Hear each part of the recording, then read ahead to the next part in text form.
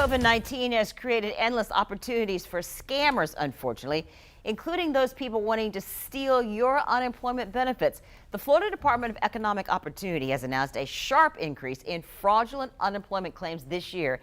And so they've partnered with a company called ID to verify the identities of those filing for unemployment benefits. On your side, Justin Howard shows us how scammers try to steal your identity and how this company now is trying to fight that off.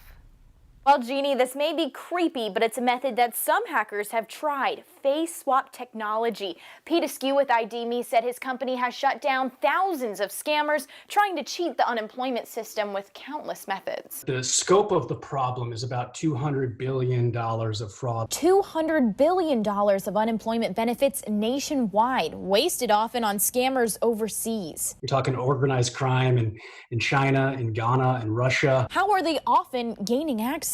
There's just basic identity theft, social engineering, meaning they will dupe you into giving over your password. And then probably the most eerie way, people trying to wear masks and pass a test to gain access to benefits as well. All reasons why Florida's Department of Economic Opportunity is collaborating with ID ID comes in and blocks that right away because we have access to different checks that prevent that sort of identity theft marker from coming in. ID requires personal information and a picture of your government-issued ID. Its most advanced feature, live facial recognition, requiring you to look at the screen and follow prompts as the app records you. We are estimating that we're blocking about $1 billion of fraud a week. That's across the 19 states the company serves. Askew says tens of thousands of fraudulent claims have been blocked in Florida alone. We have found ourselves in the center of this fight that we take very seriously. Jocelyn Howard, First Coast News, on your side.